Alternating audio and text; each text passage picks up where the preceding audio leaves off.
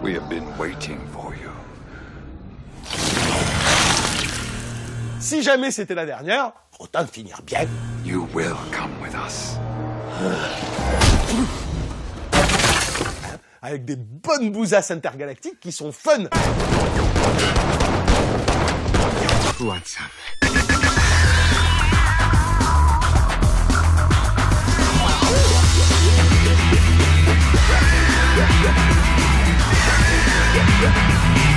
Et puis ça te prend quoi, enfin c'est tu vois, le kiff absolu quoi. Allez, dépêche. Make my day. Bonjour et bienvenue dans cette OP Frisson spéciale. C'est pas parce que c'est indéfendable qu'on n'a pas le droit de se marrer. Should be interesting. Facile de dire c'est nul. Oui, mais il y a nul et fun. T'as des films, tu les regardes, tu te dis, c'est bien, hein. Mais qu'est-ce que je me fais chier. Mais c'est bien. Alors, et ouais, ce mois-ci, c'eût été facile de tirer sur l'ambulance avec les belles bousasses pétées de thunes, mais néanmoins grasses, que je vous ai sélectionnées. Yes, let's not shy away from what this means, people. Men weren't up to the task. D'ailleurs, j'ai failli appeler l'émission « L'art et la manière de casser les codes » sans même les avoir compris, histoire de titiller la frange hipster de mes téléspectateurs. To you, I say, stop whining. C'est-à-dire qu'aujourd'hui, c'est ça. Je commence mon film avec tiré d'une histoire vraie, dramatique, misérabiliste, chiante. Mais mon Dieu, c'est horrible. Ours d'or à Berlin. T'as ça, et puis après tu as barbecue. Bowling, barbecue, camping, turf, et comme on s'est dit, binouze, pastis, vide-grenier, pétanque. C'est les prochains qui arrivent. Humans think of us as mere decoration. They do not know, nor could they conceive of the brutal unseen war being fought around them every day. Mais la vérité, c'est qu'on pourra toujours se demander pourquoi un remake de Robocop, pourquoi Jason Statham filmé par Gary Fleder, pourquoi Frankenstein dans une version calendrier de Rugbyman. On ne pourra jamais se mettre dans la tête d'un cravaté hollywoodien qui se croit plus malin que ceux qui le pillent sans vergogne. It's interesting.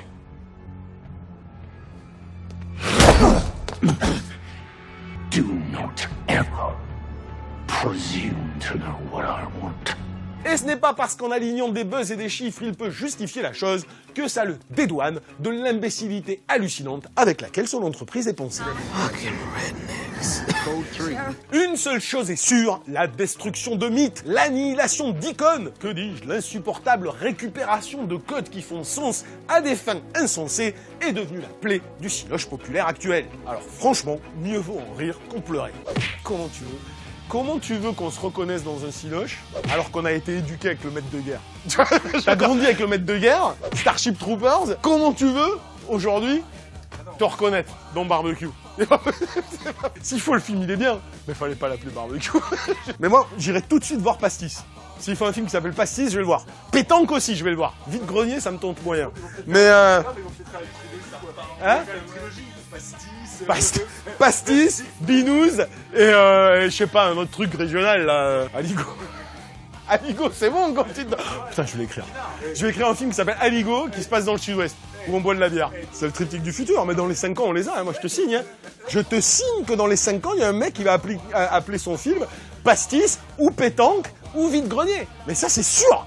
Et ça tombe bien, ma bonne dame, parce qu'à contrario de la majorité des blockbusters qui se prostituent, débilisent, énervent ou ennuient, mes 3 navets du mois sont tellement improbables, surréalistes et osons le dire d'une crétinerie abyssale qu'ils en deviennent tout simplement fondards. Mais contrairement à nos habitudes, nous allons donc commencer par un film qui n'a strictement rien à voir avec ce que je viens de dire, parce que malheureusement, celui-là, il n'est pas drôle.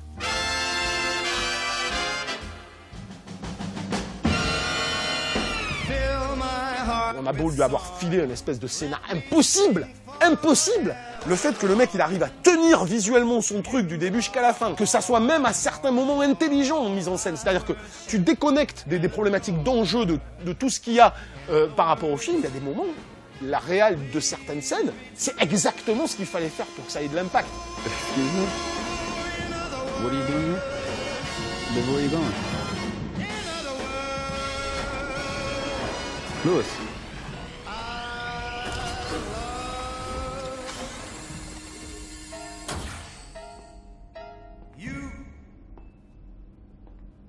Attention, on attaque fort dans l'improbable avec le résultat d'un brainstorm chez MGM qui, rappelons-le, depuis une bonne dizaine d'années, ne produit quasiment que des remakes sortis de leur tiroir et qui tentent de rendre sexy, c'est le mot à la mode chez les prépubères du marketing. Alors, sexy, qu'est-ce que ça veut dire? Ça veut dire prendre une œuvre culte, la triturer n'importe comment jusqu'à en oublier le sens pour peu qu'elle colle vaguement aux études de marché sur les ados fans de Twilight. Voilà. Dernier mash-up sorti tout chaud du mixeur, Robocop. Et une seule chose est sûre, Verhoeven en rigole encore. Well, there you have it. 5.6 seconds behind scenario failure. I wouldn't buy that for $1. Tu sais, Verhoeven, il s'est déjà bien foutu de la gueule des mecs qui ont fait Total Recall. À mon avis, sur celui-là, il doit être mort de rire. Hein. Tin Man! Tin Man! C'est-à-dire, Verhoeven, quand il a fait Robocop, il s'est posé des questions. Ça avait tout pour être ridicule, le truc. Sauf que juste, t'as un super réel derrière qui se pose des questions de la société dans laquelle il est, du thème qu'il va vouloir traiter. Il n'y a pas un élément du Robocop originel qui n'est pas pensé dans une logique de consistance créative. Tout a une raison d'être. La violence, elle n'est pas là juste pour faire fun, elle a une raison d'être. D'où Détroit au début, d'où la criminalité. Get a load of this. What's that? He transforms. Kids love it. Really? Focus group numbers through the roof. Really? Oh, yeah. That's really embarrassing.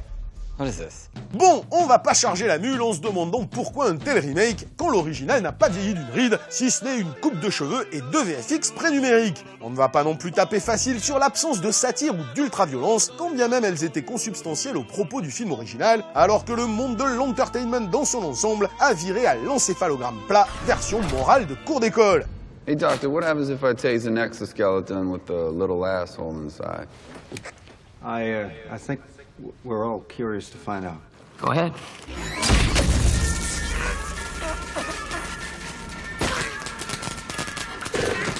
En revanche, on peut s'étonner, pour ne pas dire s'horrifier, de la façon dont le projet a pensé son nombre tutélaire, les codes qui lui étaient rattachés, comme la moelle épinière thématique du récit qui, dans l'original, n'était autre que le mythe de Frankenstein revisité. Take this off me now. I need to get out of this thing. What did you do to me? What have you done to me? Et pourtant, les 15 premières minutes du film font illusion sur une potentielle actualisation du sujet et un traitement relativement sérieux de ses enjeux. Pas de minet prépubère, mais un vrai casting de gueule, pas de blagues faussement complices à la Marvel, un postulat narratif qui d'entrée se démarque de l'original et surtout une superbe mise en scène que l'on doit à José Padilla, réalisateur de Troupe d'élite, qui, souvenons-nous, avait craché son ras-le-bol du projet Robocop sur Twitter alors qu'il était en plein tournage. Chaque décision que tu prends, tu dois la défendre devant 14 exécutifs, quoi. Et ça pinaille, hein, c'est sur le moindre petit détail de merde. C'est pourquoi tu vas mettre une lumière bleue à droite plutôt qu'une lumière rouge. Et t'es tout le temps en train de te battre pour tout. Et puis après, quand tu tournes, t'as 4 mecs derrière qui sont en train de te dire, tu devrais pas faire le truc comme ça, là. Tu devrais faire le truc comme ça. Et c'est des cravatés qui ont 25 ans, quoi. Donc t'imagines l'enfer que ça doit être quand t'es réel d'essayer de faire tenir la route ton truc. We, you and I, have got a release date. And we've got to make it, okay? So I don't care how you do it. I'm asking you, come on, can you help me? Just get him to do that. Le hic, c'est qu'une fois l'exposition terminée, une scène charnière, d'une intensité dramatique d'ailleurs surprenante, pose en même temps la profession de foi du remake et le mur infranchissable qu'elle va se prendre en pleine gueule.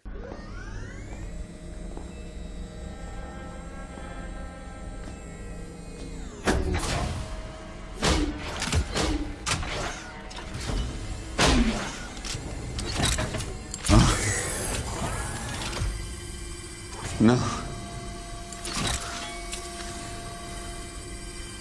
Holy Christ. Holy Christ. Holy Christ, there's nothing left. Ok. Donc ça veut dire, le mec, on le met dans la machine, mais il a conscience qu'il est mis dans une machine. Donc du coup, il y a son humanité qui se confronte à ce qu'il est devenu. Pourquoi pas?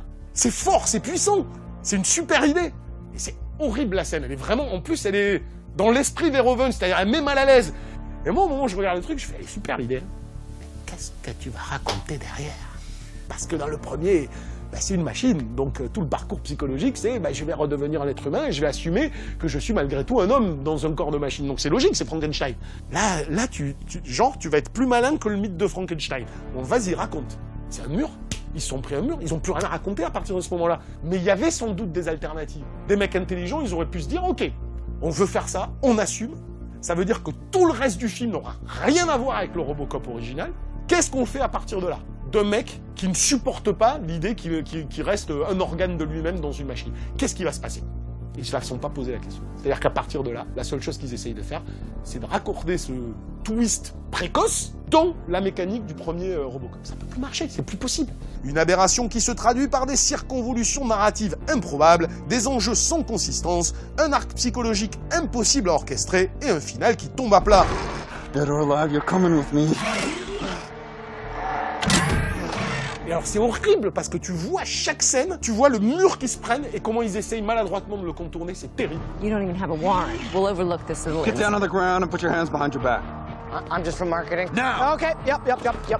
Au bout de 15 minutes, le film ne fait plus illusion et devient ce produit sans âme, chiant, incohérent, qui caractérise tellement le manque de réflexion et de coronesse des blockbusters actuels. Alors oui, José Padilla a fait ce qu'il a pu, et sa réal est un cran au-dessus du tout venant hollywoodien, sauf qu'elle ne peut jamais transcender le chaos narratif d'un film pensé, écrit et produit pour de mauvaises raisons. But you said humans hesitate. Only when they're making decisions. He's not making decisions? Oh, yes and no. In his everyday life, man rules over the machine. Alex makes his own decisions. Well, when he engages in battle, the visor comes down and the software takes over. And the machine does everything. Alex is he's a passenger, just along for the ride.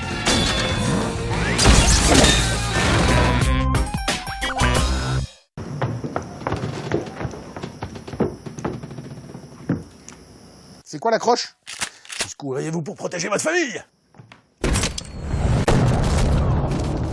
Je fais une pub Tahiti douche, quoi. Je fais une pub Tahiti douche, ça protège ma famille, c'est bon. Attention! Si je vous dis c'est Stallone qui écrit le script, c'est Jason Statham qui tient le rôle principal, c'est James Franco qui cabotine en psychopathe défoncé au crâne, et c'est le bon vieux trip 70s du All-American Hero qui va péter la gueule des rednecks qui viennent lui pourrir sa vie de bûcheron dans un bled de Louisiane. Vous me répondez tous en chœur, on achète. Et ouais, moi aussi j'achète, car Homefront, ça s'annonçait comme du pain béni. Sauf qu'il fallait le faire il y a 30 ans, avec John Flynn derrière la caméra, et un final qui démastique à la tolérance zéro. Là, c'est plutôt la version Kinder Bueno. Dad? Yeah? Why'd we move out here? Come on, look around. Beautiful house, horse trails, river in our backyard. Seriously, what else could we ask for? Et pourtant, Homefront avait tout pour être le nouvel étendard badass d'un Stallone toujours prompt à revendiquer son amour des actionneurs old school. Un scénar qu'il mûrissait depuis des lustres et qui fut même envisagé un temps comme le dernier opus de Rambo, une histoire à la Rolling Thunder ou Walking Tall dans laquelle un ancien flic qui refait sa vie va défoncer au shotgun une bande de rednecks, de flics ripoux et de Hells Angels, et un Jason Statham certes abonné au high kick depuis plusieurs années, mais suffisamment bon acteur pour la jouer gentil père de famille poussé à bout. Oh, my kid's cat back. Cat? Nothing on no cat. Today. No hair out of place. Alors pourquoi, nom de Dieu, ont-ils décidé de foutre derrière la caméra Gary Fleder, réalisateur de Bouzaz comme Le Collectionneur ou Impostor, derrière la caméra? Et ça, je l'ai déjà dit.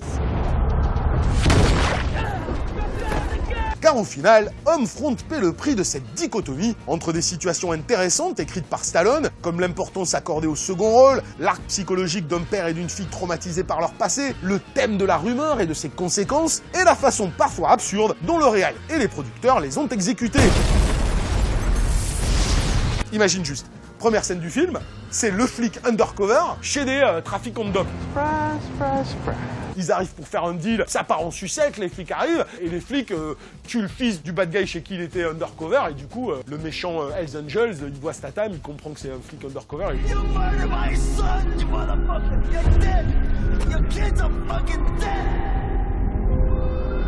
Stallone, il aurait fait le film, je suis sûr qu'elle aurait jamais eu cette gueule-là, la scène. Dès que tu vois arriver Statham, cheveux longs, genre je me la pète, genre je suis le meilleur, tout ce que tu veux tout le temps. Et puis alors, quand ça part en sucette, je prends la moto, je sors le shotgun.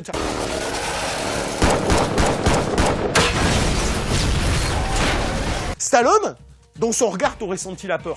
T'aurais senti la peur d'être découvert en tant que flic, la peur de cette situation-là. T'aurais senti la peur. Ce type de récit ne peut marcher que là-dessus. Il n'y a que ça qui peut être le moteur du film, qui fait qu'à la fin, on kidnappe sa fille, mais c'est son monde qui s'écroule. Et là, ça justifie que je vais prendre un shotgun et je vais te les démastiquer, mais vénère. Alors pourquoi, dès qu'il y a la moindre menace, il faut que ça soit... Je ne clique pas d'un œil, je n'ai jamais peur, je te pète la gueule. Du coup, ben voilà, moi j'ai vu la première scène et j'ai fait, ah bon, laisse tomber, c'est du stade. Le film a beau poser parfois des situations intenses, crédibles ou dramatiques, elles sont immédiatement déréalisées, soit par deux high kicks en mode kéké j'ai peur de rien, soit par une lumière de pubard en décalage avec le propos, soit par une absurdité marketing, genre je caste les idoles des Jones en bad guy, quand bien même ils font des efforts monstrueux pour être crédibles. My name is Gator Bodine. Du coup, tous ceux qui espéraient un Stallone brutal, en ayant pris soin d'oublier que notre fashionista préféré a quand même torché des grudge matchs et des évasions pourraves depuis 2 ans, peuvent aller se rhabiller. Mais c'est la plus grosse péripatéticienne du boulevard hollywoodien qu'on puisse trouver, Stallone, quoi. C'est hallucinant, cette dichotomie. C'est un truc de malade, c'est le mec, il est dans la gouttière. Il s'en sort par la force de son talent, de sa ténacité contre tout le monde. Personne ne veut plus tourner avec lui, il dit je vous emmerde. Je fais Rocky, je fais Rambo et je fais des trucs badass, à contre-courant, ultra violent, ultra couillu. Et je prouve à tout le monde que j'ai raison. Et dès que ça recommence bien pour moi, et le mec, il fait grudge match, hein. Stallone, il fait match retour avec De Niro. Fuck. How the fuck did that happen? Mais considéré à l'aune d'un Statham calibré, façon série B crétinoïde du samedi soir qu'on mate bourré pour se fondre la gueule quand il bombe le torse, bah c'est le haut du panier. En réalité, c'est comme si je vous parlais d'un remake de Death Wish écrit par Joe Carnahan, mais avec Brett Ratner à la réalisation et Steven Seagal dans le rôle principal. Du nanar, oui, mais du nanar de luxe. Parce que, c'est pas une connerie ce que je dis, le remake de Death Wish, il était en cours. Du Justicier dans la ville, écrit par Joe Carnahan. Il s'est barré du projet. Pourquoi? Parce que les mecs, ils lui ont dit, c'est Bruce Willis qui va jouer le rôle de Bronson. Mais t'imagines? Justicier dans la ville, écrit par Carnahan. Putain, ça aurait été mortel. Ça aurait été mortel. Mais il faut évidemment, tu mets pas Bruce Willis, qui est le plus gros cash-tonner aujourd'hui, tu le mets plus, quoi. À la limite, on me mettrait même Nicolas Cage en mode Joe. Je dirais pourquoi pas. Ah, Nicolas Cage, mais pourquoi pas? Je suis à la bœuf, sinon. Matthew McConaughey. Moi, Justicier dans la ville, écrit par Carnahan et réalisé par Carnahan avec Matthew McConaughey, j'achète tout de suite. I Frankenstein.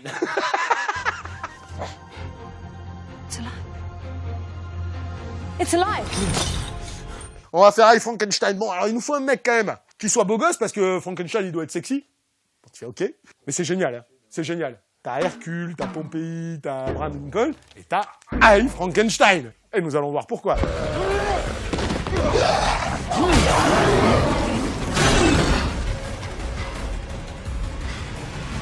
Évidemment, comme je suis un garçon sympatoche ou pervers, c'est au choix, j'ai gardé le meilleur pour la fin. Mais là, je le dis tout net, c'est le pompon, la crème de la crème, l'Everest du bousin intergalactique, que dis-je, le heavyweight champion des blockbusters surréalistes qui a coûté 65 millions de brousouf avant de se ramasser la gueule au box-office comme une otarie bourrée à l'andouillette.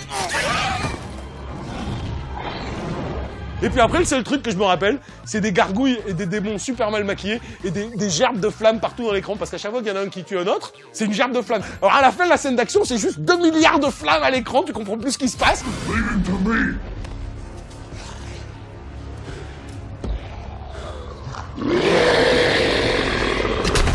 Je parle bien sûr, mais j'ai pas la jaquette, de I Frankenstein, ou comment transformer un vieux mythe poussiéreux dont personne n'a entendu parler en actionneur super sexy et overhype avec du kung-fu, des belles pépées et plein d'effets spéciaux PlayStation dedans. Vous pensez que ça va être naze? Vous avez tort. Enfin, moi, je me suis marré. Ouais. Alors, tu vois, comparé à Pompéi, au bout de 10 minutes, t'as envie d'arrêter, Hercule, au bout de 3 minutes, t'as envie d'arrêter, I Frankenstein, tu regardes le truc, c'est énorme. C'est énorme, ce film est énorme. Et ouais, malgré ce début d'année d'une richesse cinématographique incroyable, je crois que je vais quand même refiler la palme du chef-d'œuvre à cet ovni rococo, haut en couleurs chatoyantes et d'une efficacité humoristique redoutable.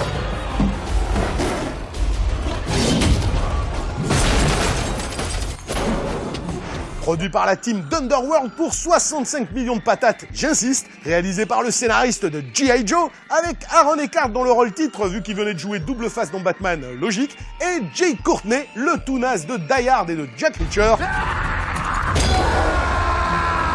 I, Frankenstein aligne le fleuron du cinoche hollywoodien pour un trip à la Van Helsing du pauvre, dont l'inénarrable incohérence, pour ne pas dire connerie, pour ne pas dire opprobre au 7e art, est si hallucinante qu'on touche au génie absolu. Now, bring me Frankenstein's monster.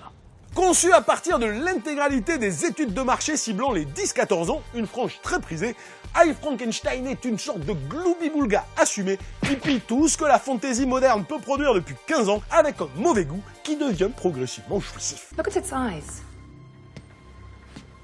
The way they hold you. It suggests a certain level of intelligence. Maybe Victor Frankenstein just drew it that way. Voilà, là je te raconte l'histoire. C'est l'histoire, c'est ça qui m'a fait... Moi, le film m'a accroché là-dessus. Je vois un mec marcher dans la neige comme ça, et puis une voix qui dit « Bon, moi je suis Frankenstein, on m'a fabriqué. Le mec qui m'a fabriqué, ça m'a tellement énervé, j'ai tué sa femme. » Tout ça en 20 secondes. Hein. J'ai tué sa femme, et je suis parti. Dans le froid. Le mec m'a poursuivi, puis il est mort de froid. Alors, je sais pas pourquoi, je l'ai pris, je l'ai amené dans un cimetière, et au moment où j'étais en train de l'enterrer dans le cimetière, j'ai des démons qui apparaissent, qui m'attaquent, mais j'ai à peine le temps de me défendre que j'ai des mecs qui se transforment en des gargouilles, pardon, qui se transforment en mecs, qui viennent tuer les démons, et au bout de, mais je rigole pas, c'est 1 minute 30, le mec, la gargouille est fait.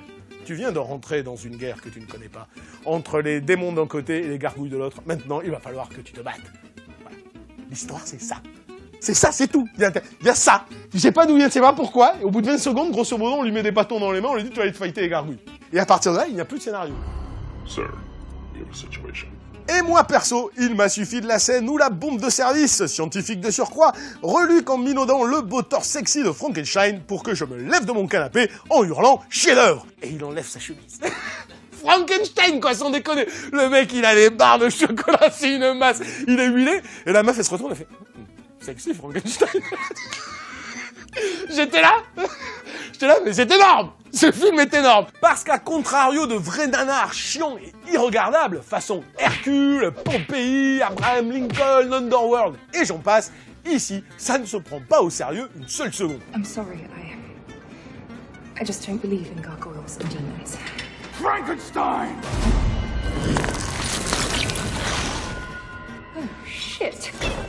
On est même sûr que les mecs ont pris un malin plaisir à faire du porte-nawak organisé, genre je m'en tape de l'histoire, je veux des gargouilles qui se foutent sur la gueule contre des démons, avec Frankenstein au milieu, mais qui fait du kung-fu au ralenti et avec des bâtons parce que c'est cool, avant de se friter contre le même méchant qu'Underworld, mais en lui carrant un maquillage ridicule parce que c'est vachement rigolo. Et c'est vrai, quand tu vois le maquillage qu'ils ont filé à Bill Nighy à la fin du film, I am a demon prince. You will kneel before me.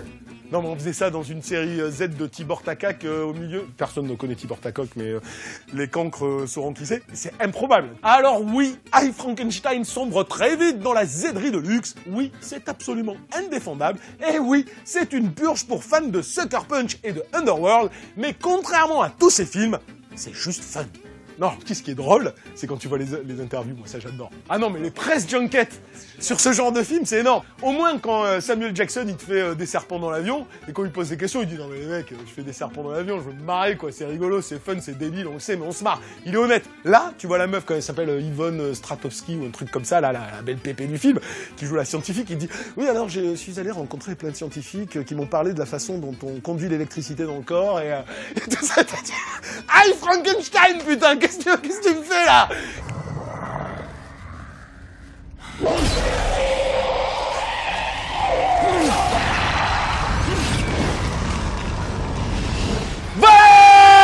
Opération Frisson, c'est terminé. Incroyable. Give me the DVDs, your punk motherfucker. Homefront. Bon, alors faut aimer Jason Statham, faut avoir de l'affection pour Stallone. C'est vraiment pas terrible, mais pour un Statham, ça va. Hein, c'est plus, hein, voilà. Ça, franchement, c'est dommage. Voilà. Et I, Frankenstein. Bon, alors, mais ça, c'est entre potes, hein, c'est les packs de binous. Faut se mettre en condition. Si vous regardez ça en vous disant, je veux voir un film chouette, vous allez être franchement déçu. Mais ça vaut son pesant de cacahuètes. Voilà, sur ce, le mois prochain, je ne sais pas. Donc, si c'est pas le mois prochain, ce sera à la rentrée. Et si c'est le mois prochain, je n'ai aucune idée de ce que je vais faire. Donc, on verra. Sur ce, ciao.